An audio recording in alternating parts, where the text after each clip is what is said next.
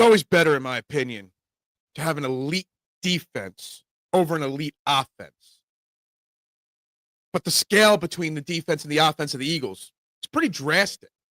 So the question is, how sustainable is this offense for the Eagles to get what they want, a Super Bowl championship? Guys, this is the post-first Fox's Pizza show there is. Guys, trending in the AM, talking Eagles, Phillies, Sixers, whatever you want to talk about. Hell, 90 minutes, 2 hours, whatever you want. We're live in 30 seconds.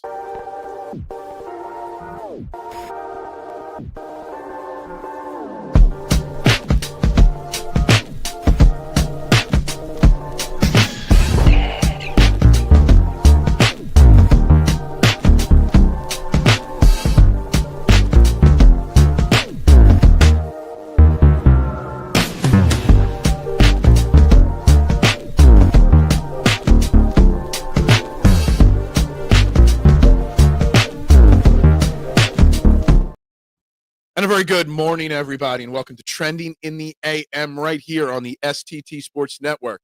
We are live, YouTube and Twitter, you know the drill. Wherever you're watching, hit that like button, hit that subscribe button, and please, please, please share this out. Tell one, tell all, tell your friends to subscribe. We're starting at 864. We are a mere 136 subscribers from the 1,000 mark. Let's go, let's go, let's go. Let's hit 900 this week. Let's hit 1,000 next week. Let's get it done. Guys, I'm Phil Stiefel, your host.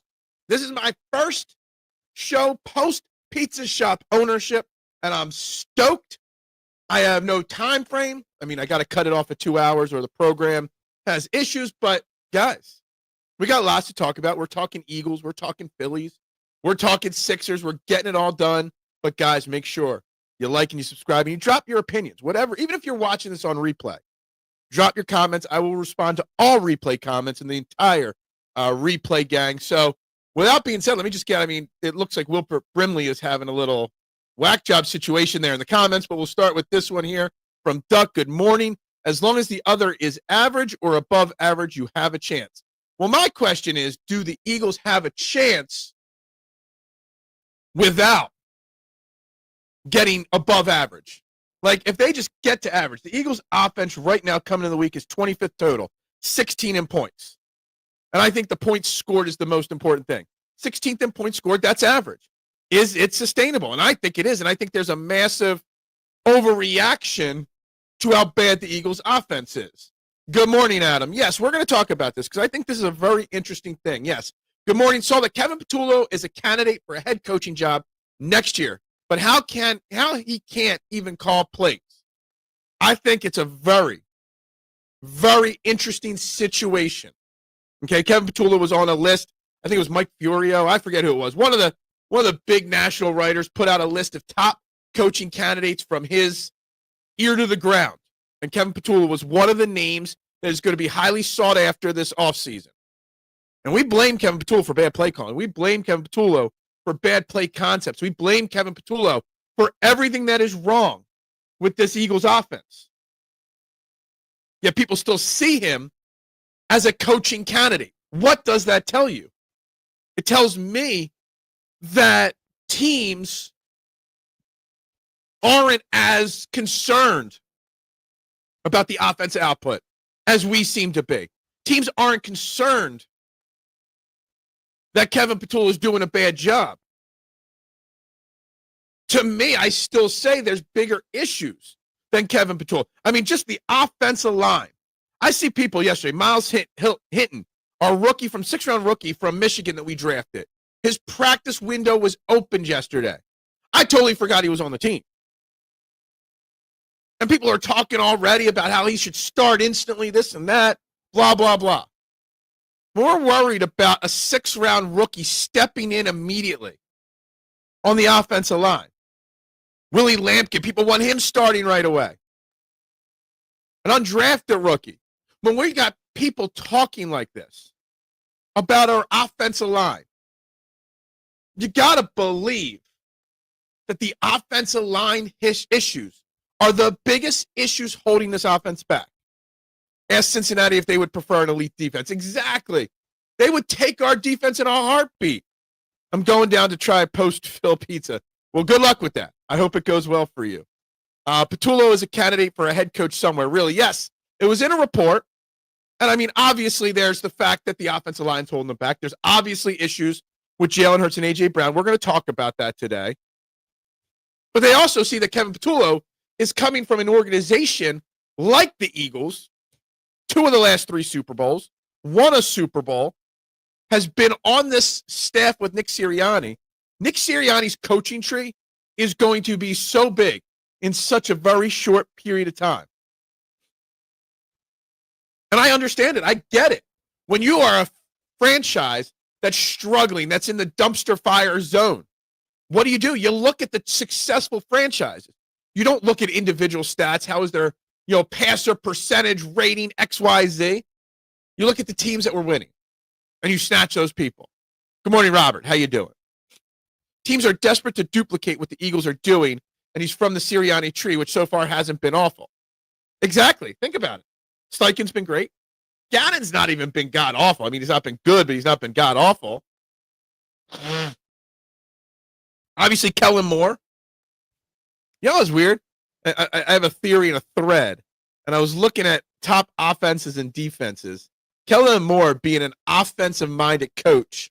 The Saints' defense is 11th in the league right now. It's kind of crazy to think of that. How should have got offensive line at the deadline? Oh, Howie should have gotten an offensive line. 100%. And Adam, I talked about it on this show nonstop for the week and a half leading up to the deadline. Now we're relying on Fred Johnson, which I don't have a Fred Johnson issue. I like Fred Johnson. There's potential there. And I love his attitude going into this. We'll get into a second. But now you're relying on 2 rookies that haven't played a snap of NFL football to fill in.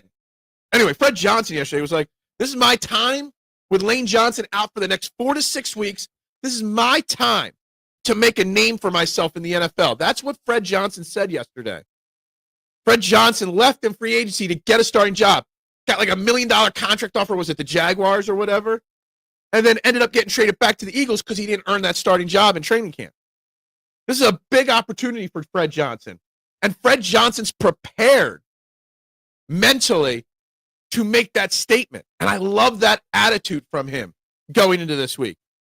I'm convinced that owners throw shit on a wall and pick whatever sticks. Kevin Patullo, really? No, I mean, it makes sense. A championship franchise. You want offensive coaches get poached quicker than defensive coaches. You want coaches from winning organizations. It's not going to work out probably for them, but I understand the theory behind the owners. Early prediction, 27-24 Eagles.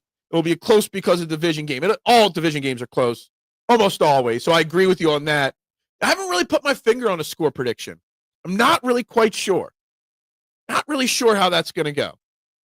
Well, they have been trying that with our front office and the GM coming off of the Howie tree. For some reason, the Howie tree isn't successful, but I think the Howie tree not being successful is a very easily understood thing.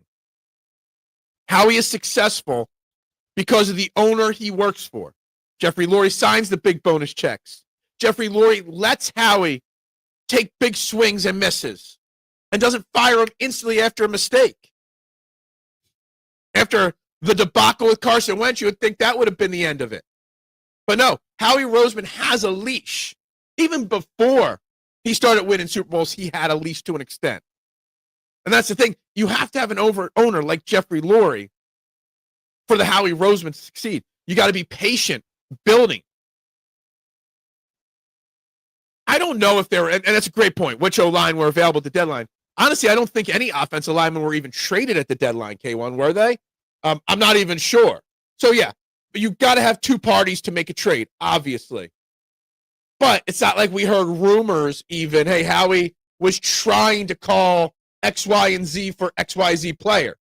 So, like, we didn't even hear rumors that maybe, like, how many rumors did we hear that maybe Myles Garrett, maybe Trey Hendrickson, maybe Bradley Chubb, all the different defensive ends that were available at the deadline. We knew at least rumors. There was no rumors of O-line, which was kind of weird to me. No one. See what I wrote? No one gives up an O-line man that is any good. And that is absolutely accurate as well. if you got even a decent offensive lineman, if you are a rebuilding team, but you got a decent offensive lineman, you are not trading them because the core to building a great football team starts with an offensive line and a defensive line. And that's always been the Eagles' MO. And look, the Eagles' offensive line, when healthy, there's still boatloads of talent there. But as we've heard all year long from Jordan Mailata and the rest, they're just not healthy. They're just not 100%. They're just what they are. They're hurt. They're banged up. They're worn out. It is what it is. The depth is where Howie failed. Having competent backups, and this is not a knock on Brett Toth or Matt Pryor and whoever the backup was before Fred Johnson, came around. The depth isn't there. And last year we stayed healthy. This year we didn't. The depth could not pick up the pieces. Good morning, Bruce. How you doing this morning? Hope you are well. I am in a beautiful mood this morning, by the way, guys. I woke up. I got a full 8 hours straight of sleep last night. I got nothing pressing to do today. I got work to do around the house, but, dude, I am in such a good mood today. I still got a little work to do to fully rejuvenate and get a couple more good nights of sleep, but, man, I feel good today. Did you really want an O-line man from the Miami or the Jets? Well, according to some, well, you put him in Stoutland U and he's going to become the next great one. So maybe. I just can't believe how Jaelan Phillips is playing after 2 games. He loves and knows the Vic defense. Yeah, Adam. I mean, going back to the defense with this comment. But this is the point of it. If our offense stays average, with the way our defense is performing at an elite level, the offense could be the 28th best offense in the world, and we still win games. Like, I look at this. Do you know who the 3rd-ranked offense in the NFL is? The Dallas Cowboys. They're the number 2 most points per game in the NFL, the Cowboys. But they're 4-5-1. They got the 30th ranked defense and the 31st most points given up. So having a great offense and a bad defense, I mean, you could do Cincinnati on that one as well, probably. It doesn't mean success. Defense wins championships. It's been the Eagles' MO, not the whole NFL. Ask the Bengals. Absolutely. I didn't know. That's like the second shot at the Bengals today. That's kind of hilarious to me. I was expecting shots at the Cowboys or shots at other teams. Wasn't expecting shots at the Bengals today. You can pick players up that are waived, like Brandon Cooks was waived, a wide receiver the other day. He's available now. Zach Ertz was waived. It depends on whether they're waived or cut, whether they have to pass through waivers or not. But you can still add if they're available. A good OC would game plan with our weaknesses, not just our strengths. If the line is hurting, then you have to find a way to get rid of the ball quickly, eat the clock, and move the ball. And absolutely, you're correct on that, Peanut. And that is one of my big questions about Patullo is he has not adjusted to the offensive line issues quick enough. Now, they are running the jumbo packages, multiple tight end packages, fullback packages more the last couple games. Problem is, the last couple games we've gone up against, top 10 offenses and top 10 defenses. We've gone up against great teams. We've still won despite the injuries, despite the offensive issues. We're finding ways to win. Fred Johnson's perfectly good backup swing tackle. He just isn't starter quality. Well, he's going to be forced to start the next 4 or 5 weeks. I think it was Nooms yesterday said it. Where's my note on that? Fred Johnson, when he's got to start for the Eagles are 5-1. I know he started a couple games for Jordan Mailata last year. Maybe he started 1 or 2 for Lane as well. He's a good player. He's a big player. Now I'll be curious. Lane Johnson will go on IR this week later. Will they activate Willie Lampkin or Miles Hinton? And then you can still run those. Just so you know, saw a picture or a video of Hinton at practice yesterday. That dude's a unit. That guy's a big, big mofo. Perfect for the jumbo package. Willie Lampkin's a little smaller sized. Actually, very small sized. It took Mailata 2 seasons of extensive work get good using his physicality. Absolutely accurate. Phil, I feel the Cowboys fans will be sad on Sunday night, as I hope we will be the first team to shut them out. That's a bold prediction. Number 2 scoring offense in football, and you're calling a shutout. I love it.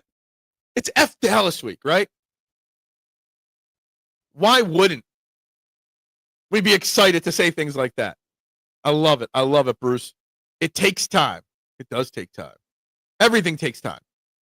Any team trading away an offensive lineman during the season is set up whoever is their quarterback for an injury. And that is very true. And I'm sure not many offensive linemen get traded. But I talked about it before the season started, how I was concerned about our depth on the offensive line. I was concerned how none of the rookies that they drafted found a way to make the roster. Cam Williams. What was the other guy's name? Miles Hinton. And there was one other guy that we drafted or signed. None of these guys were able to step up. Phil, but I feel they have a good offense, so it'll be hard to shut. Yeah, I mean, it's going to be a close game on Sunday. It's probably going to be a shootout on Sunday. Their offense is electric, but we have a pretty fire defense, so we'll see. How did yesterday go? Rather not discuss yesterday. Adam. The problem is Hurts doesn't get rid of the ball quickly. And how much of that is on Hurts, K1? How much of that's on the offensive line? How much of that's on the play calling? Because, yes, Hurts does need to get rid of the ball sometimes quicker. Absolutely. But also, when you've got a lot of long developing plays, you can't get rid of the ball. You got wide receivers not running their routes out. You can't get rid of the ball. When the offensive line's crashing in front of you, it's hard to get rid of the ball. I want to make sure I make a point extremely clear. Y'all know me as a Hurts-like truther, a Hurts guy. I never say anything wrong about Hurts. Hurts, statistically, is having a very good season. Hurts is not having, off of paper, a very good season. He could do more to dispel the rumors and to shut down the drama. Absolutely. And I think deep down inside, I know there is some form of an issue between A.J. Brown and Jalen Hurts. So I don't want to ignore that. Problem is, I want to ignore it till the season's over. Because there's nothing that's going to change in the season in that dynamic between Hurts and Brown. What's up, Elephant? Good morning to you. Hope you are well. I'm about 3 minutes behind on comments. Go Bills on Thursday Night Football. Maybe I'll watch it. Bold strategy, Cotton. What's the bold strategy? I was watching old Cowboys and Eagles games with Chip Kelly coaching. They had all kinds of motion, exciting plays. We need that now. Well, Chip Kelly is not much of an offensive play caller. We know that now, too. They do run a little bit of motion, but it's like pointless motion. It doesn't scare the opposing defense, if that makes sense.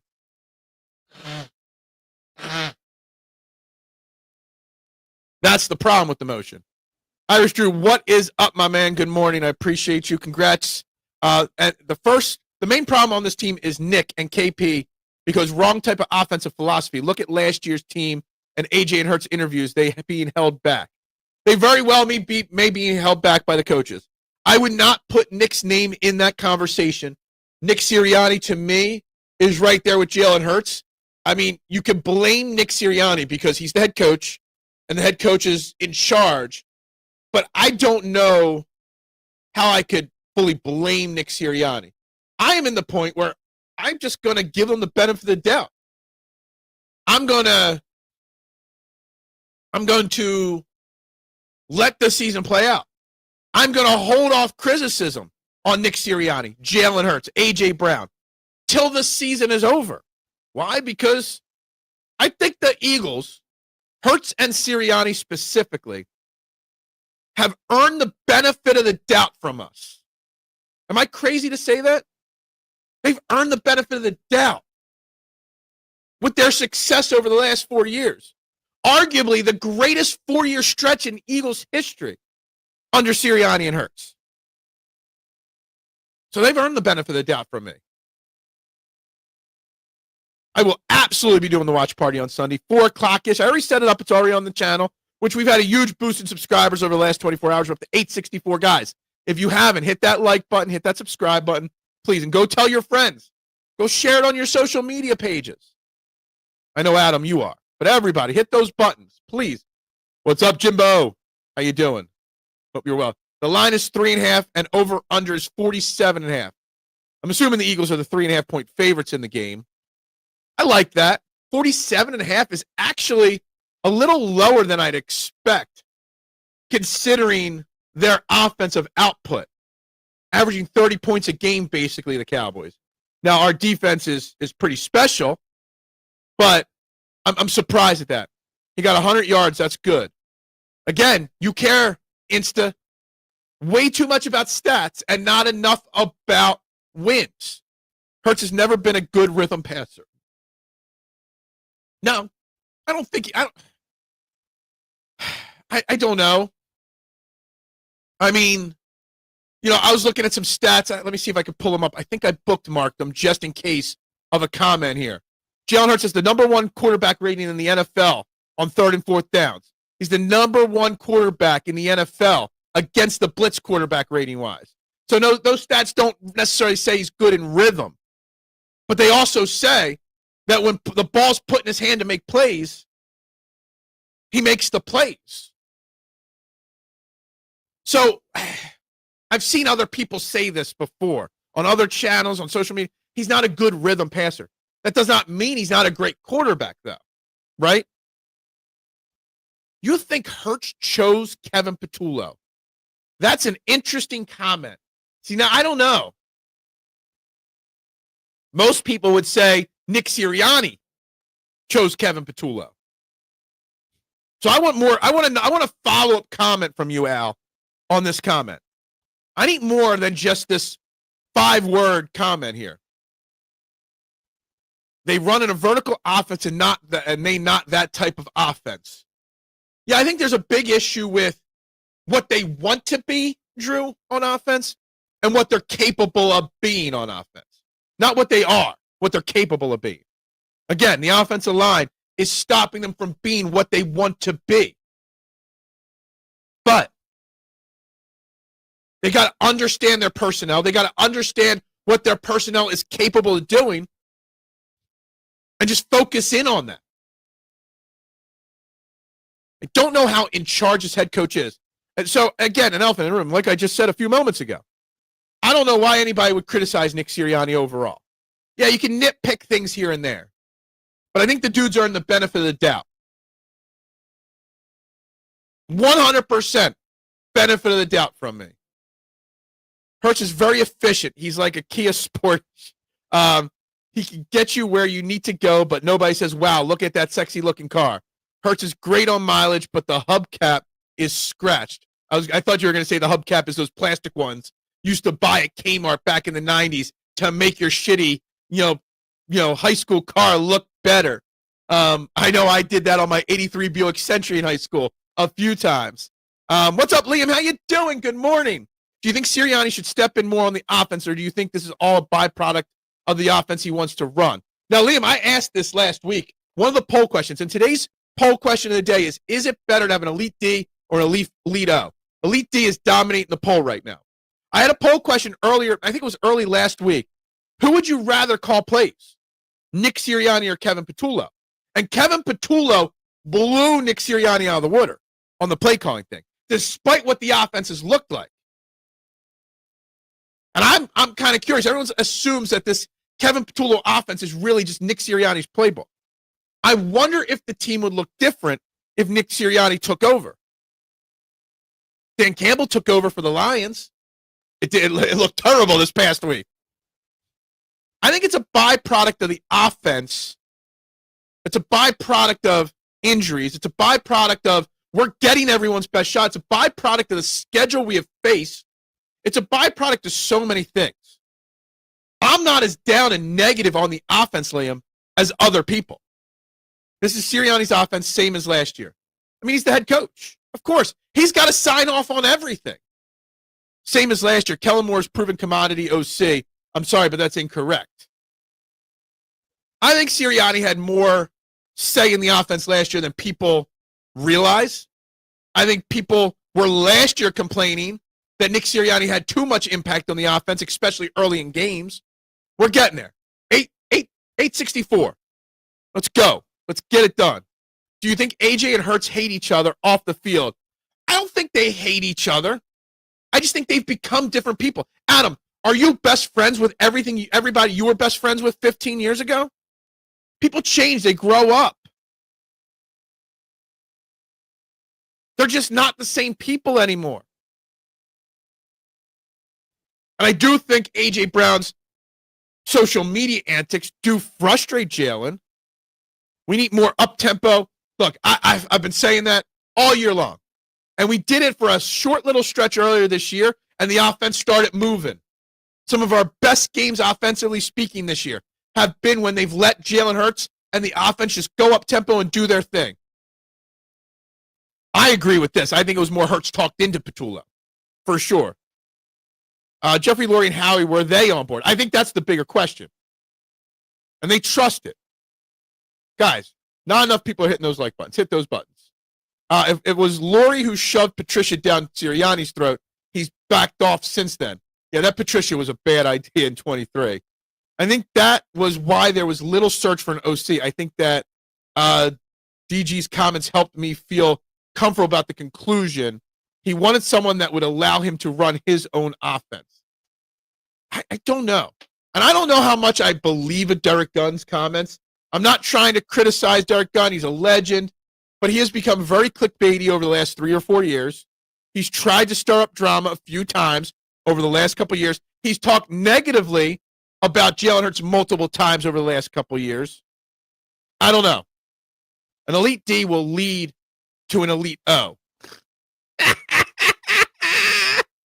Yes. Patullo is using the Sirianni playbook. A good OC would adapt to what they have versus forcing XL into a medium T. Yeah. Do you think Sirianni is secretly calling plays and using Kevin as a patsy? No. If anything, I'm surprised he hasn't taken more bullets for Kevin Patullo. Yes, Kevin Patullo is a top head coach candidate, supposedly. We'll have another new OC next year. Will be a lot of turnover with head coaches in the offseason. I think there will be a lot of turnover with head coaches this offseason. Absolutely, Jim. No doubt about it. For sure. I mean, he's on the short list of head coaching candidates. I don't know if he'll get hired. That would be a rapid climb. 16 years in the NFL, you finally get an OC job, and then next year you get a head coach. That's bold. That's very bold. Eagles are running too many hitch routes on offense. They run too much repetitiveness on offense as well. Tatsuya, thank you very much. And Tatsuya, I need your instant review of Loved One Coffee. That made Zane and Nat, the owners of the coffee shop, they were very upset that you didn't introduce yourself and say you knew me there. So next time you're there, make sure you say hello to Zane. Love the guy. Great dude. Nat, his wife, is my sister-in-law. That was so cool to get that message from you that you were at Loved One's Coffee and saw our picture on the wall. That was pretty awesome. I think there's some Goomba in Atlantic City calling plays. Yeah, really, are we trusting the Goomba? Is that how you spell Goomba? I never knew how to spell Goomba. Tank Bigsby should get more touches on offense. Yeah, you know, all the problems with the offensive line and the offense. Saquon's just not the same guy he was last year, Doughboy. I mean, what running back is after that amount of runs in a season, that many rushing yards, that many attempts, that much usage? What running back would be as good the next year? AJ is hunting for personal glory because he's gotten the Lombardi. I don't see, and I hear this comment all the time, and Rick would say the same thing. Yes, I do think he wants personal glory, AJ. But I don't think he doesn't want another Lombardi. I don't think if you gave, him the Cam Newton question, would you trade another Lombardi for a 2,000-yard receiving year? He'd say, I'd take another Super Bowl. I do think AJ wants those stats. AJ wants to be known as one of the greatest of all time. And on pure talent alone, he could. He's got the T.O. body type. He's got the skill set to be an all-time great. And yes, I'm starting to turn the page to understand this theory. But I don't think, when I hear this, it makes me feel like he doesn't care if he wins another Super Bowl. I think he does want another Super Bowl. I literally talked to nobody I was friends with 15 years ago. See, it's weird because social media has reconnected me with a few. Like Jim here in the comments. I mean, I was his neighbor. for years. I talk to him more now that he's not my neighbor than when I was my neighbor. I consider Jim one of my best friends. I talked to one kid from high school because of social media. But yeah, I really don't talk to one kid from my high school class I still talk to regularly. One kid, Brian, who chats sometime in the comment, my roommate from college. That's it. My pre-college, from college on back, I talked to 2 people in my life. But that was like 25 years ago. I want to see the offense kill it this week. We need it. When you're going up against the defense in the Dallas Cowboys, it gives up the 31st most points per game. They give up 29.3 points per game. They give up almost 250 passing yards a game. If you can't get your offense right this week, then we got some problems. Get the straight jacket off of Hurts. The straight jacket. Yeah, run up tempo. Let him do his thing. Patricia was a do me a favor hire. Absolutely. We talked about it at the time. I absolutely agree with you. Prediction: Cowboys score no more than 20 against us. That would be fantastic. That would again, even if they score 20 exactly, Drew, holding a team that scores 30 to 20 is a huge win. Maybe they still have Brian. Again, Brian Johnson was not a bad offensive coordinator. Not at all. 8th ranked offense under Brian Johnson. Dirk Gunn is a Jalen hater. He always has been. Absolutely. I love Dirk Gunn. Dirk Gunn was on my original podcast for me as a guest once. Great guy. A legend. Last couple of years since he's lost his NBC Sports Philly job, it is what it is. Everyone wants the Eagles' way and are desperate to get any piece of this. Absolutely. The Eagles are going to have a big problem on defense next year, Duck, because they're going to lose Parker and they're going to lose Hunt. Maybe both, but definitely one. They better be grooming the next batch of assistant coaches on defense because they're going to be also attacking our position coaches on defense to make all these head coaching jobs. They're going to need defensive coordinators. They're going to come right from the Eagles. Would it be crazy to believe a young quarterback who just won the Super Bowl would be a little cocky and want to do his own thing? I think Dirk Gunn had some truth, but made the statement clickbaity. And I agree with that, Big Al. And that's the problem I have with Dirk Gunn's comment, okay? He could have phrased things differently. He didn't have to say, I have a source of a source of a source. Somebody told somebody who told somebody that told me. I don't think Jalen Hurts is cocky and wants to do his own thing. I think Jalen Hurts wants A.J. Brown to be like him. Jalen Hurts doesn't care if he throws for 300 yards or 100 yards. Jalen Hurts cares about wins and Lombardi trophies. A.J. Brown wants to shine. The difference between Jalen Hurts and A.J. Brown in personal goals is, I think, what the big disconnect between Jalen Hurts and A.J. Brown is. Now, I don't believe Dirk Gunn's comments that there's a bunch of people in the locker room that are on A.J. Brown's side or against Jalen Hurts. I don't think we have a fractured locker room, which his clickbaity way of saying it made me believe. Okay? I don't think there's Jalen's team versus everybody else's team. I think he just went about his comments the wrong way. Don't ask me to get inside A.J. Brown's head. No, you might. I mean, it wouldn't be as bad as getting in Antonio Brown's head, but A.J. wants the 2K yards now that he has the ring. I think he still would take a ring, but he wants to have a bigger impact on it. If Patullo leaves for head coaching job, how would you feel about Dable coming in as the OC? He was Hurts OC at Bama, so is there somewhat... Yeah, I mean, maybe. I don't even want to think about who that next guy would be, Steve. But I would prefer, just like I wanted, instead of Kevin Patullo, I wanted a Vic Fangio type OC, which I think Brian Dable would be that. If you need a new OC next year, it's got to be somebody that's not going to leave the next year to be a head coach. Brian Dable's going to need to rebuild his reputation for several years. So I wouldn't be against it. Dude, I saw the teaser video for Hard Knocks NFC midseason edition. Totally forgot about the show. And now that I'm unemployed, I could definitely watch it. Yes. So, yeah, it's pretty crazy. Loveland Coffee was awesome. The store was super busy when I arrived. Coffee was smooth. And, dude, I had a latte there when we went up to visit, and I had a cold brew from there. It was early September when we went up there last. Their coffee was awesome. And I'm glad to hear that they were super busy. Super, super busy. That's great to know. Zane deserves all his success there. Phil, I feel this. So cute. We're so cute together. Get a room. No, we're gonna show so much PDA, Jim and I. D Gunn trying anything to get his job back. Maybe that's true, Drew. Dirk Gunn reminds me of the pump man. I don't think Dirk Gunn's that over the top. Why can't we keep offense coordinators? Because we're a winning team. Hell, in this, we lost Jonathan Gannon as a defense coordinator because we were a winning organization. That's just what happens. He wants the individual legacy. If given the option, I think he picks personal glory now that he's accomplished the Super Bowl. And you know what? I'm on one side, you're on the other. You may very well be right, Duck. And it is a problem. And I am ready to have that conversation in the offseason. There is a definite, legit chance A.J. Brown is gone in the offseason.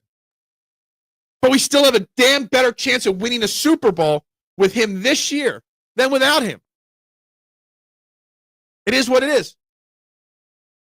Keep Kevin Patullo's OC. Yo, Robert, this would be a very unpopular opinion, but I will agree with you. The Eagles' best path forward is that Kevin Patullo does not get poached. That Kevin Patullo can sit after the Super Bowl victory this year and evaluate his season, how he could be better next year. You like what I did there? I predicted a Super Bowl win there. Getting some continuity. Got to think about it this way. Everyone's saying Kevin Patullo's on this head coaching list. 16 years in the NFL as a coach. He's 44 years old. Means he started right out of college. I think that's what it said, or 48 years old. I forget what they said. He's never been an OC till this year. Never even had the opportunity to call plays. And here we are, and he's already on a head coaching list. I don't think he gets a head coaching job. But I think he'll get interviews. And then it'll be the talk Super Bowl. We go, well, he's off interviewing instead of focusing on the Super Bowl, which is still a god-awful rule. But it would probably be in the best interest of the Eagles to have some continuity at that position. Yeah, yay to being unemployed. I mean, I got to still find some jobs and some money, Drew. I got work to do. Can't be blowing through my pizza shop shell check in 1 week, okay? I got work to do. The easiest way to make some money is to prop this channel up, gain some more subscribers, and keep pumping it out. I got new logos for new shows I'm going to do. I got so much happening here. But I need this channel to boom. We only got 11 likes on this video. 20 people have clicked the vote, but only 11 people have liked. So hit those buttons, guys, if you have not. Good morning, Little G. It is Dallas week, right? It's F Dallas week. It's supposed to be such a happy week for Eagles fans, right? And we have struggled in Arlington the last couple years. Now, I don't want to sound terrible here, okay? I don't want to sound like Doc Rivers here. But would you almost want them to lose because of the offense on Sunday? Would you almost like them to just have a game where the defense still plays well, we give up 21 points, the offense fails, we lose 21-17, the offense struggles again, so that maybe a tough loss to a not-so-good team smacks the Eagles in the face and says, get your shit together? I find it hard to believe the offense will get shut down that much against this Cowboys D. But would a wake-up call be what's best for business for this Eagles team? We're working on it. I was working on logos. I got lots happening. Literally, I had 8 hours out of the pizza business yesterday, and I already was working on stuff. If AJ leaves, don't let him go to any NFC team. Well, we would control where he goes because it would be a trade. And we never talked about it a couple weeks ago. But I guarantee in any trade of A.J. Brown, there would be a poison pill. Just like with Micah Parsons.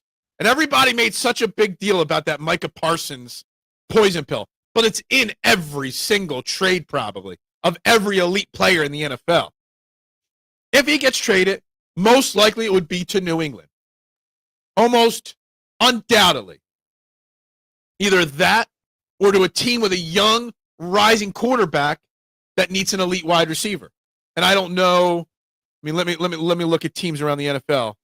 I mean, the Texans have Puka. The Browns maybe would need a wide receiver, but they don't have a quarterback yet. I'm just looking at young teams with young quarterbacks. The Vikings don't need it. If this maybe we could trade Tanner McKee and AJ Brown to the Saints for like 4 first-round picks. That would be something right there. Jags could use a young quarterback, a wide receiver for their quarterback. The Panthers could use a wide receiver for their young quarterback. Yeah, there's some teams that could need him. Not in the NFC East. All the negative noise around Hurts, AJ, D-Gun feels like last year, right before the Eagles played the Steelers when the offense showed out. Yeah, I'm trying to remember that, but yeah, I never want to lose to Dallas either. But I do think this team, this offense, could use one of those wake-up calls, Elephant. A little smack in the face. A little get your shit together moment. They really could use that, right? I really think, which game was it? There was a moment last year where we had that wake-up moment in the middle of the season. And then we were unstoppable after it. I mean, we were unstoppable most of the year. Oh, I'm trading Tanner McKee this offseason. 100%.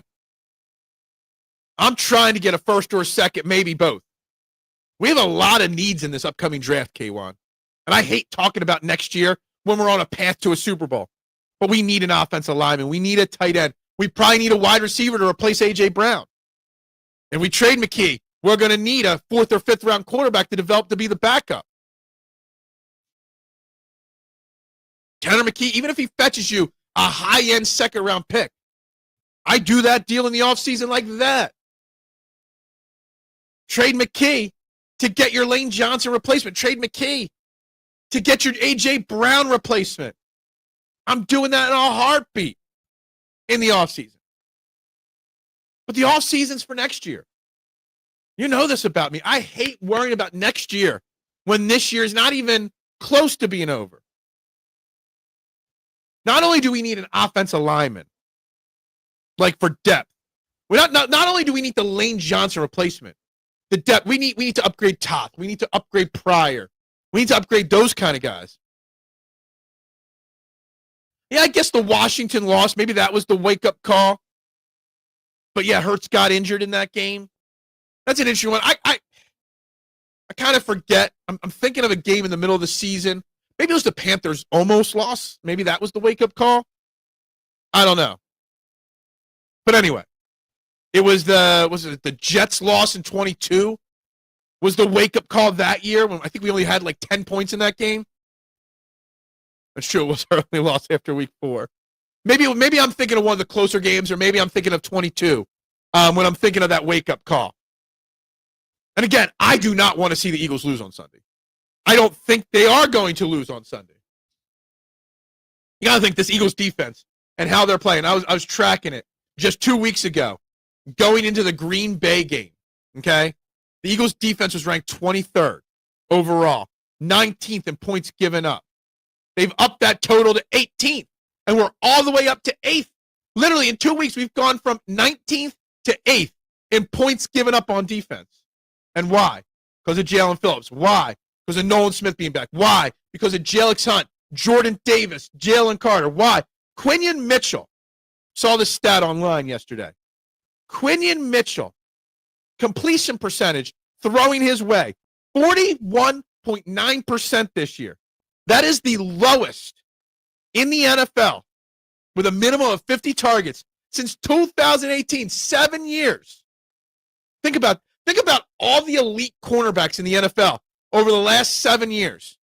And Quinion Mitchell is doing something that none of them have ever done. Yeah, he doesn't have the interceptions. He doesn't have the big hits because you can't throw his way. Quinion Mitchell should be in the conversation for Defensive Player of the Year. He won't be, but he should be. I wouldn't trade AJ Brown to New England because AJ wants to be traded to New England. Because if I'm the Eagles, all I want was a guy to do his job. Yeah, enjoy Cleveland. Yeah, look, if you trade AJ Brown, which I don't even know if they will, but I think it will be on the table. We'll probably do 2 or 3 shows this offseason centered directly around that. But I just trade him to whoever gives me the most, as long as it's not an NFC East team. That's all it is. I don't care. I don't want AJ going to Washington, but outside of that and the Giants, I don't care. AJ is a drama queen. Look, Rick, I am slowly turning into understanding why you feel that way. I'm slowly turning into understanding it. The question right now, though, shouldn't be breaking him down more in the media, on social media.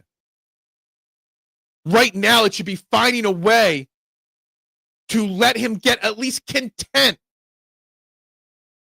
Because if he's content, some of the drama washes away. The rest of the season gets a little easier. I don't want to say you got to make him happy, but you got to make him content, right? It's been a big part of this show today, what he cares more about. And yeah, I would hope so too. I actually really enjoyed him not shutting up last week. His locker room talk after one of the practices last week was so direct and to the point. It was nothing cryptic. There was no jokes about it. It was like, look, X, Y, Z is what's wrong. X, Y, Z is why I am. X, Y, and Z is what I want. And that's the way you really lead. I don't know how salary works in the NFL, but you could swap AJ and Myles Garrett contract. You don't have to swap contracts. They just have to fit into the salary caps. It's not like the NBA where if you trade away $100 million, you got to bring in $100 million. It's not like that in the NFL. All you got to do is you could trade AJ Brown just for a pick. You could trade just Myles Garrett for a pick as long as it fits in your salary cap. Gonzalez for AJ. I know he was a top draft pick a few years ago. I don't even know how his career has gone so far in the short career he's had. AJ complains his way out of Tennessee, got paid, won a Super Bowl, got paid again. Yet here we are still dealing with the negative drama he brings. You weren't complaining about AJ Brown when he was putting up 1,500 yards. You weren't complaining about AJ Brown when he was winning the Super Bowl, right? What's his end game? I do understand that he wants to be the best. And the stats he's putting up right now won't let him be there. I want him to be more like Jalen Hurts. Unfortunately, he's not. And I think that's where the rift between A.J. Brown and Jalen Hurts really comes into play. It's because Jalen Hurts doesn't care about stats. He cares about the team. He cares about the logo, like I care about this logo, on the shirt. He doesn't care about the name on the back. And I get that. Jalen Hurts wants A.J. Brown to be more like him. Focus on wins, and that's it. But A.J. Brown doesn't. I don't know if it makes him selfish.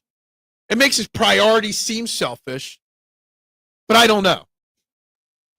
You don't hear Smitty whining about his targets. He just does his effing job. And then when the time gets called and when his number gets called, he makes the plays.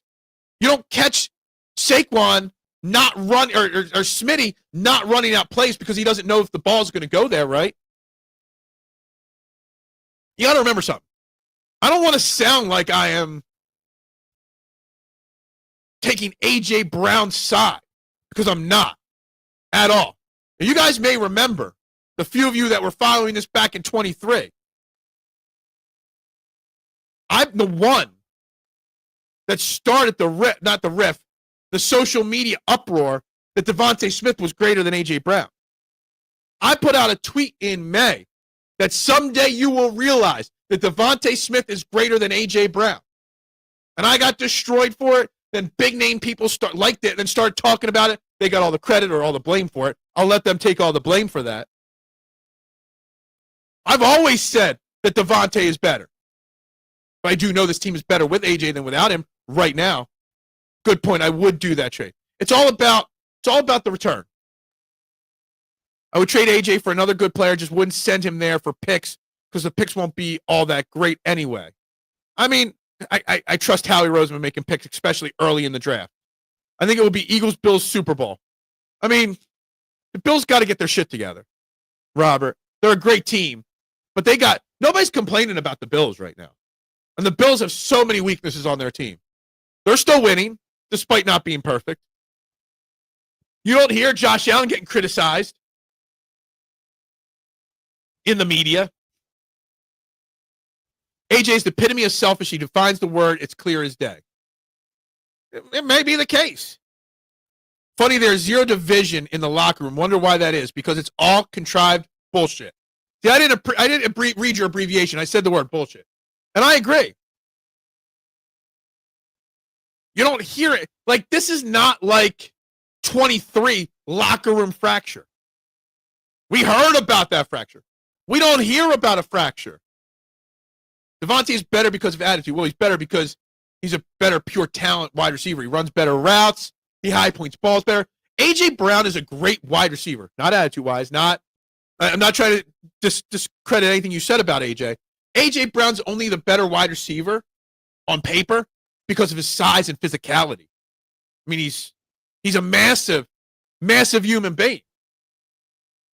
Meanwhile, Bills just lost to the Dolphins, but the difference is the negative, miserable media fan base. Where's my bell? I got to get a bell. Ding, ding, ding. Winner. How do I put a ding on here? I got a soundboard. I wonder if there's a ding. I'm going to cheer your comment with that one there. The Patriots look strong. They do, but they haven't played anybody great yet. Well, the Bills. If it weren't for contrived bullshit, there'd be nothing to talk about. That is true. We need this drama to have something to talk about. My whole show is based around disagreeing with the contrived bullshit that's put out there. Yes, I did. I literally saw this before, like 5 minutes before the show started. So I didn't have time to listen to the clip, right? Deshaun Jackson came out saying there's division in the locker room mainly because of AJ and Jaelan. See, the thing is, I don't think it's a locker room divide. I think what he meant to say, there is a division between AJ and Jaelan. I haven't listened to it yet, so I'm not positive. But I think Deshaun Jackson knows there's an issue between those two. But that's it. It's not like the offensive line isn't blocking because they don't have Jalen Hurts' back anymore. I think A.J. Brown could put a lot of this to rest, but he doesn't. Like, again, on Sunday night. That deep ball that Jalen Hurts gets credit for overthrowing. You clearly see A.J. Brown stop running the route 10 yards before the ball gets there. Just slows down and jogs. That's like, what, the sixth time this year on big plays? Probably more than that we didn't notice. Philly fan base media loves to complain, loves the drama. It's sad. Well, I mean, you're talking about drama too with A.J. Brown. So you pour into the drama just as well. We could find a way. We could discuss ways to make the drama go away. Then Diesel is a better route runner because he has to be. He has no choice. He also high points balls. He's got strong hands. He protects his body so well. Without the creative drama, WIP would be out of business because I don't know that any of them could do positive spin. They can't. I could do negative spins. I have no problem going negative occasionally. And I do occasionally go negative.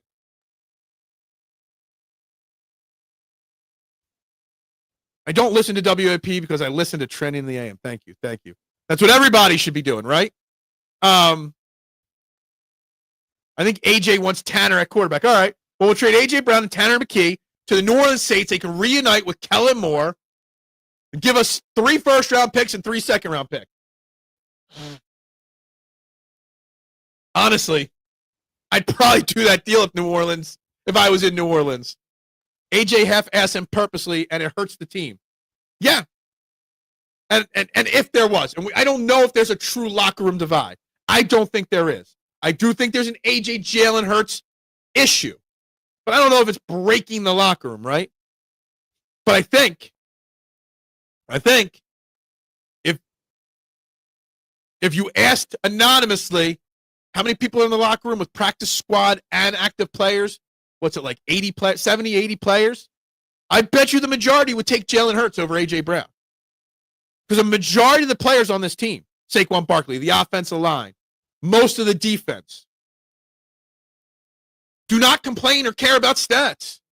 They care about winning. People that fall for wrestling fall for this too. Dude, I used to be a big wrestling fan. And I'm on a lot of wrestling Facebook pages and Twitter accounts just because of my old love of the sport or the activity or the entertainment. So many people get so fired up over wrestling drama. It's comical. The Giants could have won last week if their idiot wide receiver hadn't broken off his route. I didn't watch the end of the game. I watched a bunch of the first half of the game, then I don't even remember what play you're talking about because I think I was involved in something else at that point. Does AJ want us to lose is why he is slowing down his routes. I don't think he wants us to lose. I just think I don't know. I don't know what goes through a player not giving 110%, AJ, or Adam. Any player in any sport, and it used to irk me so much when like a Jimmy Rollins wouldn't run out a ground ball. It still irks me when Bryce Harper won't do it. What goes through an athlete's head when they take a play off, where they don't give 100% on a play? Do they not realize that that slowing down, not only hurts the team, they can get injured on those kind of situations, right? What goes through a player's head to make them want to do what A.J. Brown does, slow down on routes? I take Olave and McKinstry. That's not a bad idea. Not a bad idea. You never see A.J. and Hurts talking on the sidelines. You do not. You know, we're ripe with quarterback wide receiver drama in this city. Let's go back to T.O. and Donovan McNabb. Do you remember the video? I don't remember what game it was, but after whatever happened to play, McNabb is on the sideline, and McNabb's on the sideline, and T.O.'s barking in his ear. And McNabb tries to walk away, and T.O. follows him, keeps talking, and just trying to fire him up or get on the same page. A.J. Brown doesn't even care to get on the same page with Jalen Hurts, it seems like. It's funny, I deal with the same stuff with my 13-year-olds and their egos. Thank God I don't have kids. Thank God. I think that is NFL showing us what they want us to see. It's true. It's true. I still watch Attitude Era Wrestling. I find the Attitude Era extremely overrated, honestly. Now that I look back on it, Ruthless Aggression was way better. I don't think AJ is as healed up as he's telling us. I do think that hamstring has been a problem since training camp. No doubt about it. No doubt about it. I love big coffee cups. If you ever want to send me a coffee cup, it's got to be. We bought, Patullo was talking about Love One Coffee in Brooklyn, New York. My wife bought one. I did not because it was such a small cup. I love big coffee cups. When I do a 90-minute show, it might even be 2 hours today because I've got nowhere to be today. When I do a 2-hour show, I need a full cup of coffee. I think he's slow because his hammies are still tight. Maybe his hammy is tight, and in the back of his mind, he doesn't think the ball's coming his way, so maybe I shouldn't push it. If I push it, then I'm going to have to lay out for a pass and whatnot. I don't know. Maybe that's part of his reasoning. I don't know. When I worked at Big Lots, there was a girl that believed the storylines in WWE, and she was crying, and we would tell her it was fake. Dude, my funniest wrestling story about wrestling being fake but people not believing it or not knowing it is actually the complete opposite. I'm a big fan of watching Johnny Carson reruns, okay? And there's an episode of Johnny Carson from the year that that Rocky 3 came out, where Hogan was Thunder Lips or whatever his name was in the opening sequence there. And Hogan went on Johnny Carson and the Tonight Show to promote the movie. And Johnny Carson asked him about the injuries he gets despite it being fake. And Hulk Hogan sat there on that stage and sold the fact that wrestling was real so hard. And Johnny Carson just had this look on his face like, dude, Come on now. It's such a great interview, and you should look it up if you've not seen it. Sixers were missing a lot of length last night, and it killed their ability to get into passing lanes and get stops. Oubre helps a ton in that regard. I planned on talking Sixers. We decided to start a new Netflix show last night, The Beast Within, starring Matthew Reese and Claire Danes. I'm a huge Matthew Reese fan. It's very interesting. We got through about 2.5, 3 episodes before we dozed off last night. So I watched that instead of the Sixers game. I think the Oubre, look, there's a lot of Sixers that I was not a big Quinny Grimes fan, not a huge Oubre fan, but both those guys are turning my heads. And the fact that they struggled last night without Oubre, the thing that stuck out on the box score, Nooms, with the Sixers last night was the fact that they had 21 turnovers, but only 25 rebounds. Oh, that's 25 defensive rebounds, so they had more than that. 21 turnovers last night. You're not going to win many basketball games turning the ball over 21 times. And that, from the box score, is what stands out the most on the Sixers game. AJ has old man knees. This was known even in Tennessee. Yeah, you know what? I remember hearing about his knees when we traded for him as well. Titans fans saying, we won the trade because AJ Brown's knees won't hold up in Philly. I prefer an elite offense is the answer to your poll question. And as dim as it appears, Eagles will be 9-2. If they lose, don't mean a collapse is coming, and Dallas will finish 8-1. You can't forget the fact that they have that one tie, and they brag about that one tie. That one tie means they're better than us because they put up 40 in that game. Right now, the poll question, 26 votes in. Give me an elite defense at 88%. I prefer an elite offense at 12%. I don't care what's elite. I just care about winning, Jonathan. My inside source tells me the 5 families in New York told Jalen Hurts to throw games better, but Jalen signed a contract with the Russian mafia for car parts instead. Oh, my goodness gracious. Some people don't understand that you're naturally slowed down at times to track the ball. It's easy to see who's never done it before when they open their mouths. Yeah, and maybe it happens more often than we think. But we're just noticing it more because of the supposed rift between AJ and Jaelan. We're keeping our eyes locked in on it. You should look up some of the other things Hogan claimed to do that were disproven. I guess, RIP, I guess. Phil will watch Claire Danes over the Sixers. Now, that's dedication. I didn't say for Claire Danes. I watched it. My wife wanted to watch a new show. We were paging through Netflix. I saw Matthew Reese in a thriller.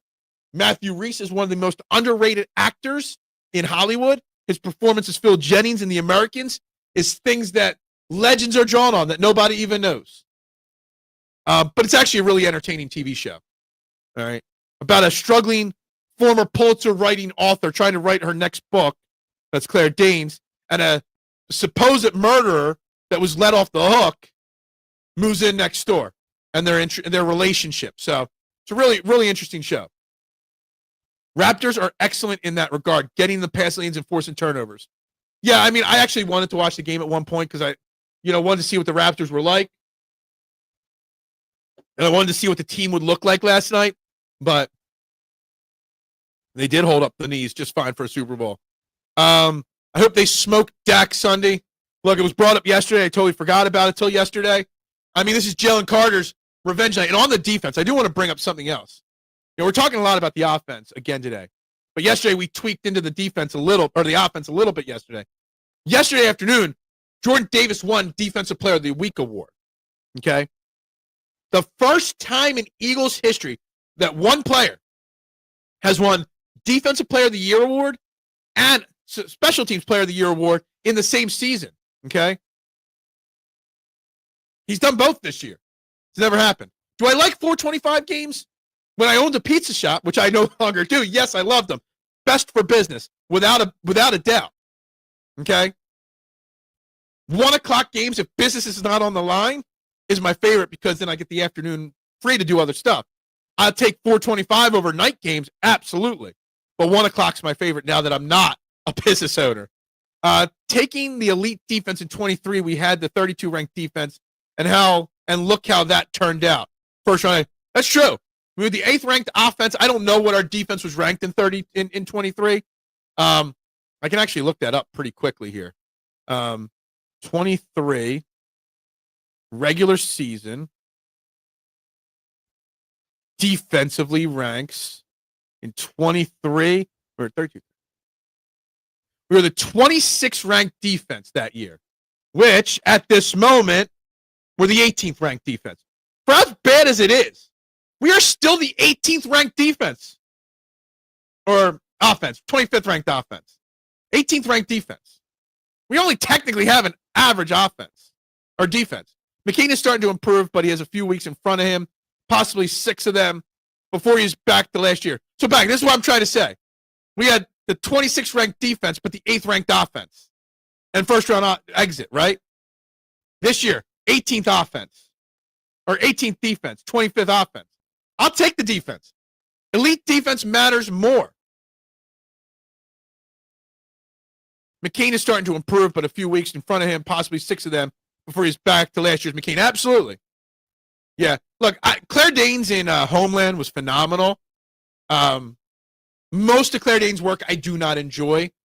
She's definitely, how do I say this?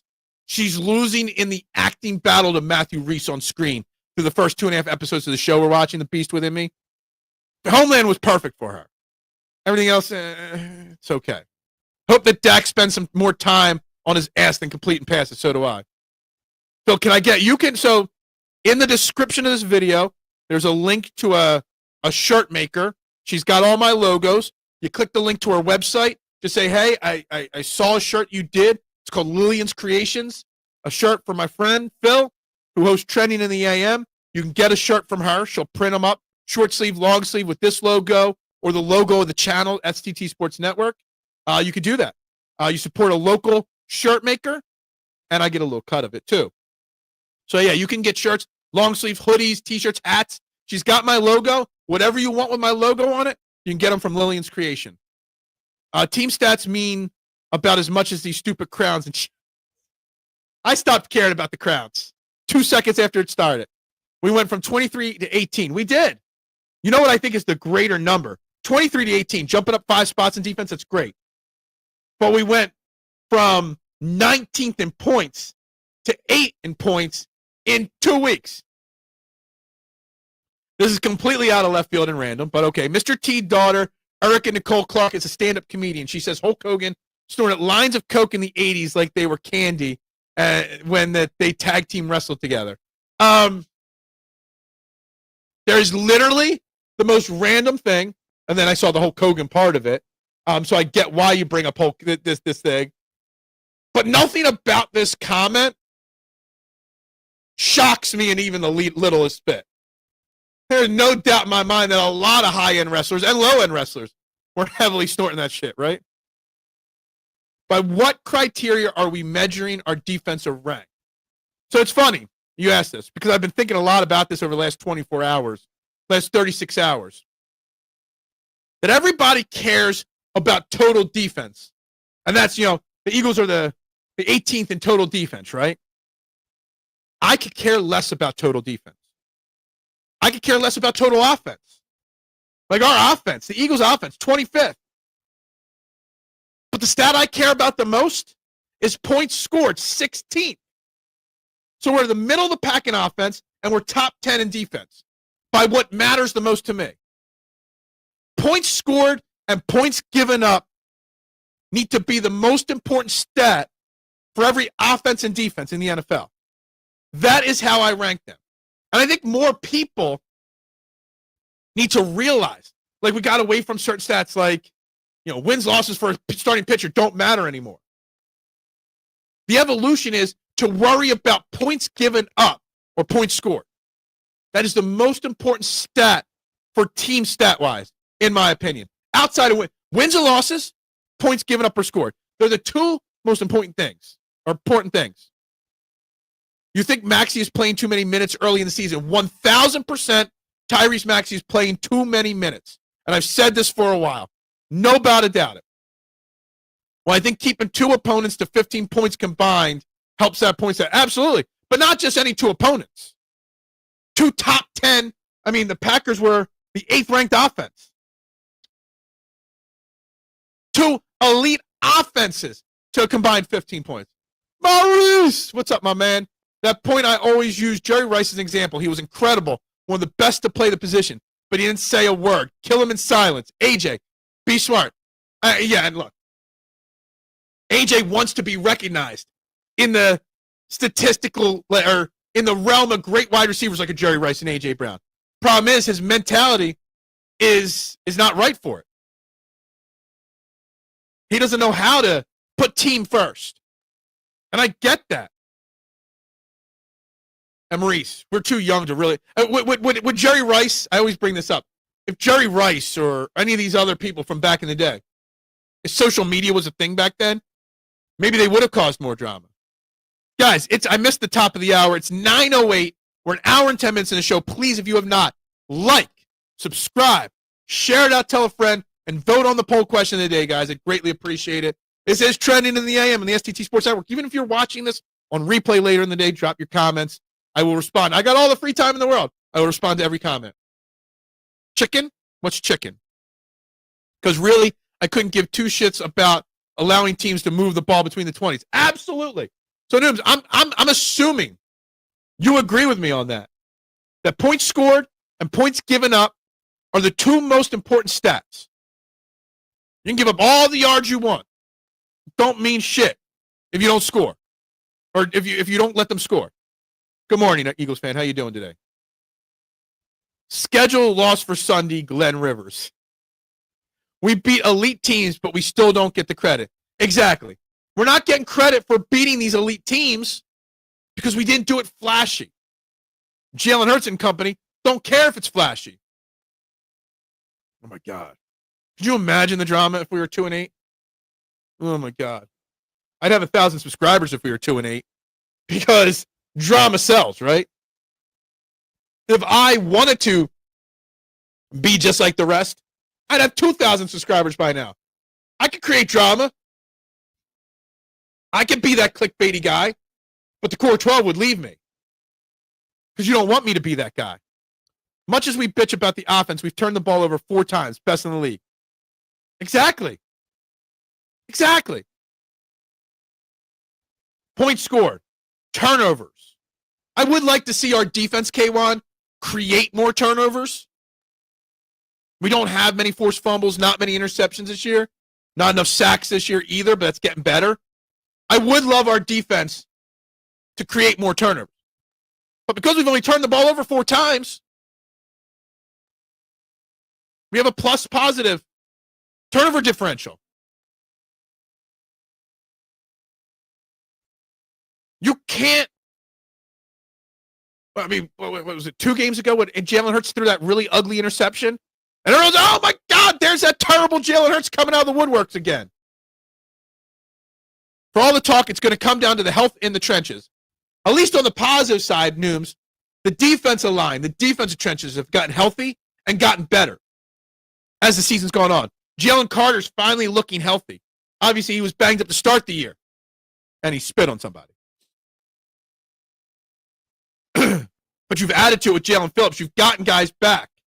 So the defensive line, the defensive trenches are getting better. And look what's happening. Defense is getting better. If we can get that offensive line healthy, watch out. Hell, I'll rest Lane Johnson and Cam Jurgens straight through to the playoffs. You get them 100% by January, this offense will put up 40 points in the playoffs.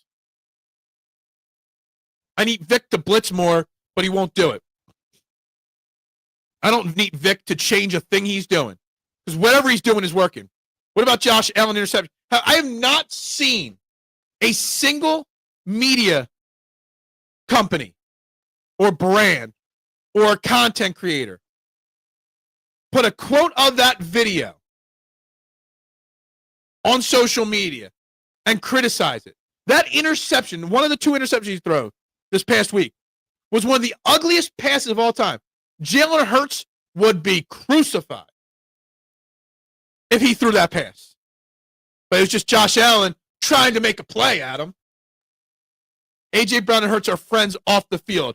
Hurts is the godfather. Yeah, they're not friends. He is the godfather. Absolutely. But I don't think they're friends. They're family, and families fight, right? Do you always get along with every person in your family? I know I don't. The Bears are plus 16 turnover differential. Really? Man, that's crazy, actually. For a team that I've given no respect to the Bears. I guess after this week, getting ready for the Black Friday game, I'll start giving some respect, or I'll start really figuring out what makes the Bears tick, I guess. You should have watched Howie Long on the Seth Joyner show. He said the Eagles' offensive line is so dominant that it's boring for TV.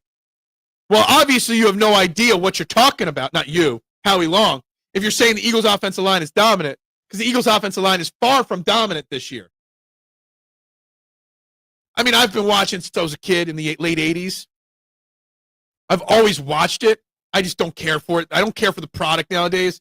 So like, I'm sitting on my couch and there's nothing on. I still watch it. I'll watch highlight videos of it online so I know what the storylines are, but yeah. Yeah, Michael Corleone was godfather of Carlos Kidd. That's true. That's true. He didn't want to make it, his godson, an orphan, but, he did what he had to do. This is such a great comment. I love it. I love this pivot from Mista's comment to K1's comment. I love it. I started laughing when he threw that interception. I was like, who? Was it you? Or somebody DM'd me saying, go check out the Josh Allen interception, knowing I wouldn't have seen it. It might have been you. Crazy. Our Eagles have a great team that has a chance to win in our Super Bowl, so just going to focus on that. So, okay. And so, Rick, I'm going to ask you a favor, Rick. If you want to focus on the good and F the drama, don't comment. I'm not saying you can't comment. I'm saying don't comment. A.J. Brown's a diva. A.J. Brown's a cancer. A.J. Brown's whatever. Don't talk about it. Talk about how can we get A.J. Brown and Jalen Hurts on the same page? What kind of routes would we like to see? What kind of offensive game plan can we unlock what we know can work? I know it's not the norm to ignore the drama and ignore the negativity, but let's try to. What is Howie Long smoking? I don't know. Absolutely. Keep your friends close and your enemies closer. That's all I ever do. I dare you say that to Howie Long's face. Bring it on. Bring it on. The Bears are going to be taken back down to earth when they play the Eagles. They have no idea what it's a Black Friday game. It's in Philly. They're going to have to travel on Thanksgiving Day to Philly for the game. Yeah. This Eagles defense is going to eat Caleb Williams alive. I don't even watch the pay-per-views. They're not even pay-per-views. They're premium live events is what they call them. Didn't they try to force feed it? And how did that go for them, right? That's 2 or 3 times this year they've tried to force the ball to AJ. One of them was in one of the losses, and one of them was this past week. I love that. I love that AJ. He has a new love interest as well in tank season. Yeah, you know what you should do? What I forget what they're called. There's rooms like, escape rooms, right? Well, actually, maybe that would work too. Okay, but there's rooms you can rent with bats and just smash things. Put AJ and Jalen Hurts in a room with some goggles on, some smash things. Actually, put AJ Brown and Jalen Hurts in an escape room, but make it a little Saul-esque that their life is on the line if they don't get out. And one can't get out, they got to work together to get out. Put AJ and Jalen in an escape room and see them work together again. Laugh again. Reached acceptance on Kenny Gainwell. It's about damn time. Phil, did you read the article about Philly's possible interest in Kettle Marty? I did not see that. Send it to me if you want to. Yeah, I'd have to think about Marte. I would. I would have to think about how he was last year and, check out some things on that. But, I mean, there's a lot of options for the Phillies. There's a lot of rumors floating around. I said it 3 times this week. I'll say it a 4th time this week. Kyle Tucker is my target. I'm doing everything I can to bring Kyle Tucker. A lot of rumors that I've seen, a lot of posts coming up about that they're not getting any interest on Nick Castellanos, so they're just going to have to cut him and eat that $20 million, and I'm fine with that. Depends on the price. Depends on the years. I don't know. I'm still more about Rick moving on from Bohm than Stott because of the defensive aspect of things. But yeah. Someone got him to dismiss Kenny G. Yeah. Tank is my new spirit animal. Yeah, I saw that the Pirates were interested. That'd be a really interesting spot for Schwarber. He'd be the man. He'd be the face of the franchise. It'd be the biggest free agent signing they probably ever make in their history. It would be interesting. They got a young team. They don't have the money to sign their young pitcher, but maybe signing Schwarber helps that team open up their pocketbook and start turning things around. Schwarber could be for Pittsburgh what Jim Thome was for the Phillies back in 2000. I don't mind INTs if you're going to throw for 3 touchdowns and run for 3 more. So you're saying that Josh Allen's allowed to turn the ball over? Tucker and Bellinger and call up Crawford, this outfield. I don't know if the Phillies would go with both of those guys, Rick. That would be, you would have to move off of another big ticket item than just Castellanos. Because Dave Dombrowski already said that their payroll is not going to be much more, if more at all, than last year. You're going to have to get rid of Castellanos and Schwarber, and I don't know who else, maybe somebody else, to fit both those guys. Would I love an outfield of those 3 guys? Absolutely. But that's not realistic thinking right there. Yeah. Schwarber can go. We will always appreciate him, but time to go from there. Yeah, I mean, I would hate to see Kyle Schwarber go. But if they don't sign him, it's not going to be like this breaking news, the Phillies made this big, big mistake. It would be one of those whatever, you know what I mean? You know, it happens. Schwarber without protection, yeah, that'll work. Yeah, well, that would be for the I was going to say the Steelers, the Pirates to figure that out. Let them learn. Schwarber and Suarez are going to be gone, so use that money. Yeah, I don't know if both of them gone gives you the money to sign both Tucker and Cody, but it definitely frees up the money to get one of them. Yeah, we'll see. Pirates have money to pay Schwarber level money. I mean, do they? I don't know. They can't keep their in-house development. Like they can't keep the reigning Cy Young winner. Well, they claim they can't, but they won't pay him. But they're going to go give Kyle Schwarber $150 million. I remember when the Phillies overpaid Howard late in his career. That didn't work. I disagree with that. Okay, they overpaid. First off, they didn't overpay. All the first basemen that signed contracts around that time, Pujols, Fielder, and who was the other first baseman? The Cat was his nickname. They all signed bigger contracts than Ryan Howard. Ryan Howard got his contract before he tore that ACL in that Cardinals series. He could never recover from that. But the contract was already signed. And Howard signed like a Jalen Hurts type contract, below market value for power hitting first baseman at the time. Okay? If he doesn't tear that ACL, he does decline, but not as quickly.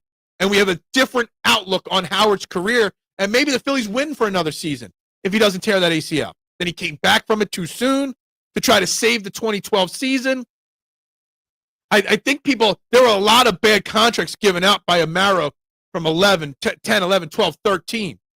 But I don't think the Ryan Howard was a bad contract. I don't think you could foresee the torn ACL, or it wasn't an ACL, it was Achilles, sorry. I don't think you could do that. Allowed, no, but I'm not going to lose my mind if the end result is a W. That's fine. And I think it's fair. That was question. I'm getting too used to these kids' lack of punctuation. Dave B said they'll make a decision between Thanksgiving and Christmas if Schwarber's coming back. A lot of the Phillies' big free agent signings and big free agent trades or free agency time period trades happen about early December. There was a run 3 straight years on my birthday, December 14th, that the Phillies made a big deal. No worries. That Howard contract was like the 76ers giving him Embiid. No. See, Howard wasn't injured when he got that contract. Okay? Howard got injured after the contract. And he had been relatively healthy his entire career up to that contract. The problem with the Embiid contract, they didn't have to get 6 doctors to find one to approve the Howard contract. They had to get 6 doctors to approve giving Embiid the contract. What was Adams? Yeah, on the Dave B, yeah. Remember when A.J. Brown car was stolen and recovered in Camden? It was the same crime syndicates that stole C.J.'s car in 23. FBI is coming for A.J. It's just a matter of time. Wow. I mean, nobody's made that comment. There's a lot of gambling rumors. I wonder how much of his not running out routes have to do with that. Interesting. Howard's heel was slowly breaking down, and they were trying to pass it off as bursitis, like the Birds are trying to word salad this O-line this year. It wasn't broken down. It was an issue, but it wasn't an issue that you could pay. And like I said, go look at, there were 4 big first baseman contracts signed within a 1-year deal or a 1-year span. Howard got the smallest of all of them. I don't think it was that bad of a deal. It's below market value. My point is Schwarber put up big numbers, yes, but it's too late in his career to sign him. I don't know about the age part of it. He's 32. I mean, 33, 32, whatever it is. As long as he's DHing, he's a relatively healthy guy. The amount of other 32-year-olds that get paid big money, I don't know if it's too late in his career. Oh, I know he wants 5 years. And I know that's a lot, okay? And I would not give him 5 years. But I wouldn't crush another organization for taking that chance on him. Just be 32 to 37. It's not that big of a deal for a DH, in my opinion. To me, it's 4 years, $125, $130 million. That's my cap for Schwarber. If he's willing to take 4 for 125, do the deal. If he wants 5, 150, I'm out. Winning is the only thing. It's not the best. It's the only thing. I agree. Again, I would rather that money just for one of those guys. Well, for Tucker, I don't think Bellinger is going to get Tucker level money. He did not need to sign Howard at the time. His arbitration eligibility actually ended in 11. Really? I'm just trying to think. That's a long time ago. You guys have the privilege of Googling this stuff or remembering. My brain. I hope my brain starts getting re-energized now that I don't have pizza shop stress on me. I hope my mind re-energizes. I start remembering things a little bit better. But sometimes teams like to give those contracts out to, maybe that's why they were able to get them as cheaply as they did. Got to re-sign JT first and foremost. See, JT is in the same boat as Schwarber to me. I want them to re-sign JT. He's 1A, 1B, whatever you want to call it, with Schwarber for me. But it's got to be on my terms, not his terms. I'm not giving JT 3-4 years. I would give JT a 2-year deal. Maybe we could put in a club option for a 3rd year. There are other catching candidates available out there. I don't know a lot about them. But I would absolutely want them to bring JT back. But if he's stuck on wanting a 4-year deal, JT, I'm out. Schwarber's max is 4 years. JT max is 2.5 years. I read an article and I didn't take notes on it. I got to go find the article. Someone from a pretty big website, whether it was PSN or I forget who it was, wrote up an article about free agents and available trade targets at catcher, and they were all under 30 years old. I don't remember a single name on that list, but there was a list of guys with some potential that they could target if they can't retain JT. But yeah, I understand. If you lose JT, there's a big question mark there. You can't go with Marchand and Stubbs next year. PSS, Pizza Shop Stress, is a real thing. Dude, it is. It's burned my mind out. It's burned my body out. I woke up last night. I didn't drink for the first time in weeks. Had some tea last night while I was watching TV. Went to bed. I slept 8 straight hours last night. I woke up and I still now, even after doing we're hitting 90 minutes now. Even after 90 minutes of the show, I feel so good this morning. I woke up with a smile on my face. It's like it's all melted away. And I'm sure I'm going to get text messages and calls all day from the new people. But consulting hours are between 11 and 5. The way JT handles the staff is worth it to keep him. Absolutely. And we don't even know what that staff's going to look like next year, Rick. Obviously, Wheeler, they're very confident that Wheeler will be back really soon, if not at the start of the year. I think that's a stretch. Aaron Nola's got to get back on track. Sanchez, great. Luzardo, definitely a positive. I don't want Ranger Suarez back. I want Andrew Painter in the rotation from day one. And you need a JT for an Andrew Painter. Suarez is absolutely gone. There's no way you could pay another starting pitcher 5 years, $150 million on this roster. You just can't. Okay? There's no way you can pay another starting pitcher that money. Knowing that you're going to also have to pay Luzardo, and eventually you're going to have to give Sanchez a bump.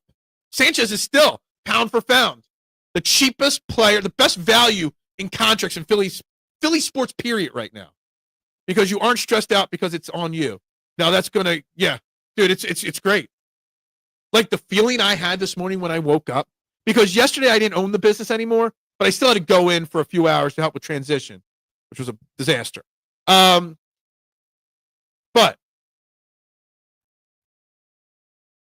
now I don't have to do anything.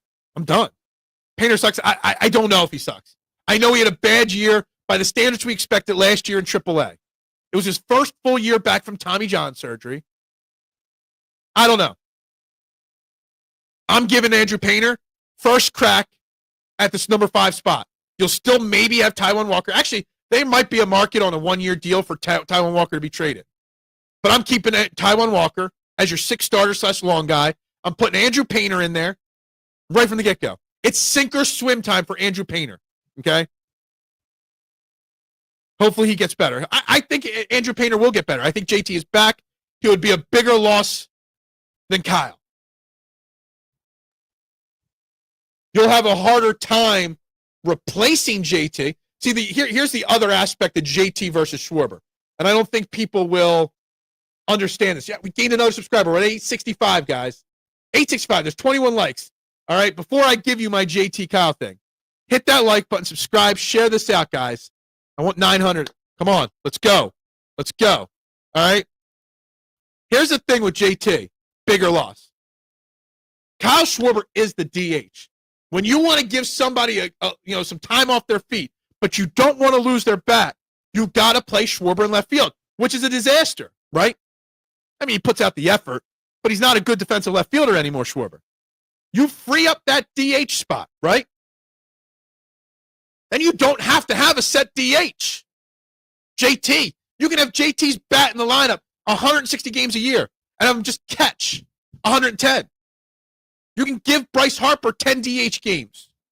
You can give Bohm, if he's still here, some days at DH. Trey Turner some days at DH. You can rest people with that DH spot. You lose JT, who's your catcher? Tommy McCollum needs to be in this bullpen. I'll be very curious, Nooms, to see how they rework the bullpen. Obviously, you've got Alvarado coming back and you've got Duran. What the rest of this bullpen's looking like next year, I'm not sure. Love Schwarber, but he's a one-trick pony that shit the bed in the playoffs again. Absolutely. But he's also, in my opinion, the biggest leader of the locker room. We could bring in Pete Alonso. He could play first base. Then what do you do with Harper? Harper's not an everyday right fielder anymore. Harper is not an everyday DH. Okay? I guess you could bring in Alonso and platoon them at first base DH, but that's weird. I'm not in on Pete Alonso. He's got that New York Mets stench all over him, and I wouldn't want him here. Problem is the Phillies are just further away than people see, and it's unfortunate. They already rolled the dice and lost. I think it's a fantastic comment. I don't think the Phillies are as good as people think, okay? They did roll the dice, and now they're stuck with a lot of extraordinarily large contracts, and they can't really, it's almost impossible to pivot from them. This is such a great comment, okay? And I'm writing this down.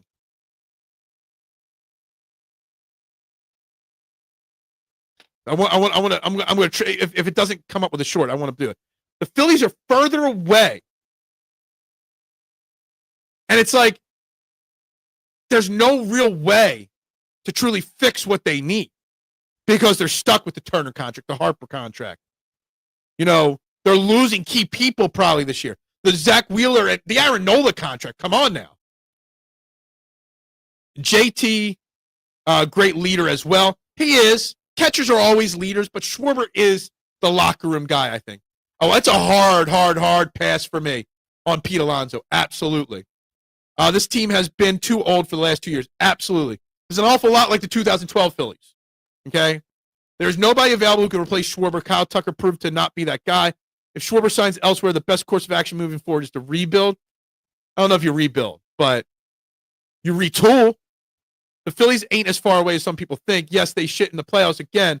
Look, again, we had this conversation all season long, Rick.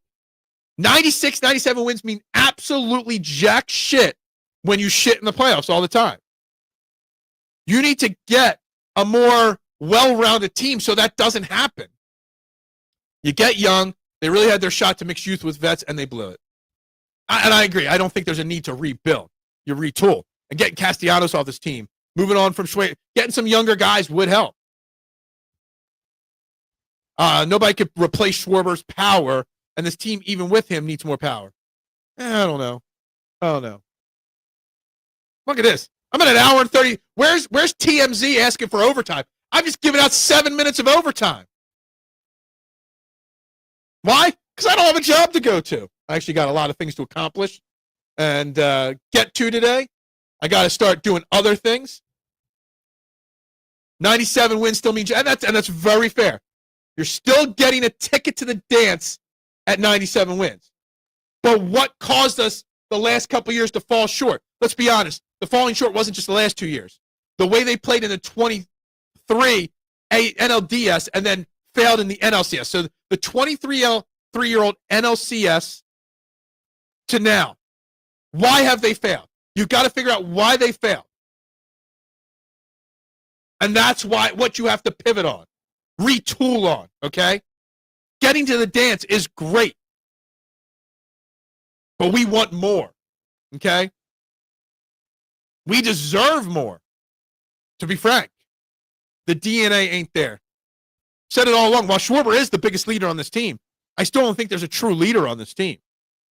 I think we should have gotten rid of Rob Thompson. That would have maybe been the spark. You don't want to just make change for change's sake, but you also got to understand, doing the same thing over and over again is a recipe for disaster if it doesn't work. Absolutely, the offense sucks in the playoffs. The bullpen also gets burned out by the time we get to the playoffs. Rob Thompson makes questionable decisions in the playoffs. Rob Thompson pulls all the right punches in the 97 wins, but pulls the wrong punches in the playoffs. Yes, you can't win the dance if you don't get to the dance. I get that, and that is fine. My question is, why did we fail once we got to the dance? And how do we fix that? That is the secret to this offseason.